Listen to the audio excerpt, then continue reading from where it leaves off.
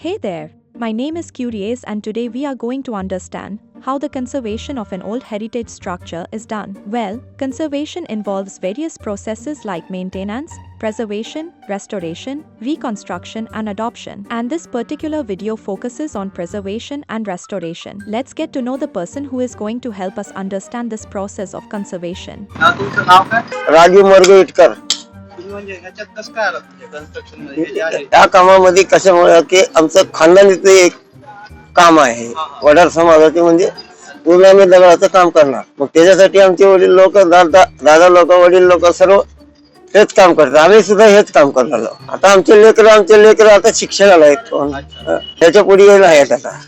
आणि तरी किती वर्ष झाली तुम्हाला? आता ह्या कामामध्ये 30 वर्ष झालं. Now, let's dive into the history of this structure and the process of conservation. हे कशाचं बांधकाम आहे? काय मंदिर आहे का? मंदिर आहे लवतळेश्वर मंदिर, कशाचं? महादेव मंदिर. मंदिरात म्हणजे ही पूर्ण फार जुना मंदिर आहे. म्हणे फार जुना मंदिर आहे. ज्यावेळेस आपलं इथलं मल्हार देवस्थान आहे का त्याच्या अगोदरचं म्हणजे मंदिर आहे. हे संत रामदास ऋषी नाही का, तो ऋषी इथं यज्ञ करत होता म्हणे येऊन. त्यावेळेस ते आपलं शंकर भगवानला इथं त्याला प्रकट होऊन त्यावेळेस तिनं तिथं मंदिर स्थापन केलं. Let's look at how the work begins. हे काम तुम्हाला कोण सांगतं म्हणजे काय करायचं हे कोण सांगतं?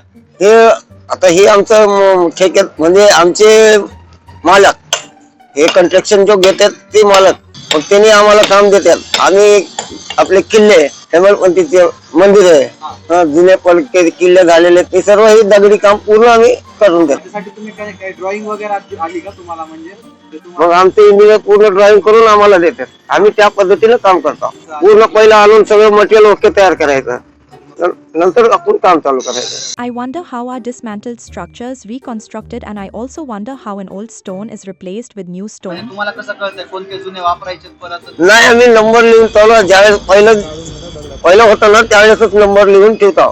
कुठला दगड कुठल्या तिथं काढून टाकतो, ती नंबर ही नंबर सगळे लिहून तसंच त्या पद्धतीने बसवतो. आणि ज्या ठिकाणी कुठल्याला आहे त्या ठिकाणी नवीन तयार करून जसं होतं तसंच तयार करून तिथं यूज करतो. आता एखादं जुना दगड त्याच्यावर नक्षी काम केलं मग त्याला कसं करतात? आता ते जर समजा ते जुन्या दगडच्या ठिकाणी नवीन वापरायचं ते तसंच ते कोरी आम्ही तयार करतो. दुसरा दगड दुसरा दगड तसंच जसं मूर्ती आहे तसं मूर्ती बनवतो नवीन दगडावर. That was awesome. But what tools do we need for this? हे हातोडा, हे वळिंबा, अच्छा. लेवल, हे लेवल बघण्यासाठी टोटल हे लेवल कसं आहे का छन्नी कोणाही असं कोपरा लातूरचा आहे दगड पूर्ण.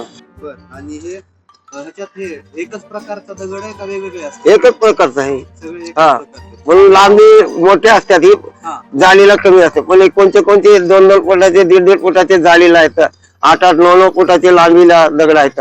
एक आम्ही ते तिथून कापून आणतो इथं पूर्ण एक दगड एका गाडीमध्ये 2 या 3 दगड लांबीचे तेवढे बसते, तेवढे जाळीचे दगड आहेत.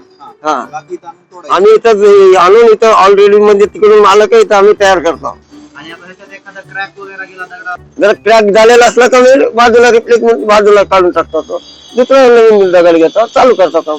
Do you know the ingredients that go into the mortar paste? या पेस्ट मध्ये वाळू, हा चुना, हा गुळ, हा तुरटी पाणी, भेंडीचं पाणी, बेलचं पाणी हे पूर्ण मिक्सिंग करून मिक्सर मध्ये याला नाही मला 3-4 घंटे मिक्सर घासून पुन्हा मी माल तयार करतो. सुकायला किती वेळ लागतो? एक दिवस लागते पूर्ण. हा.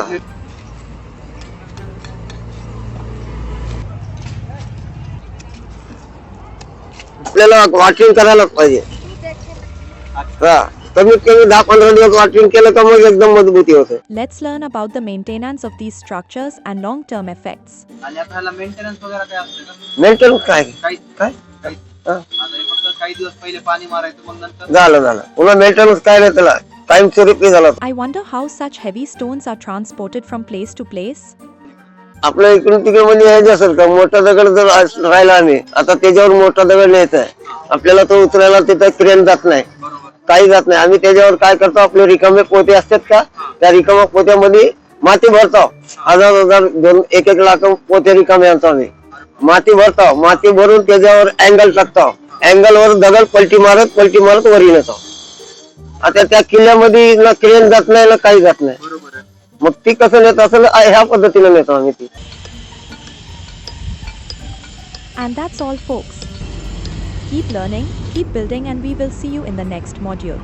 Bye.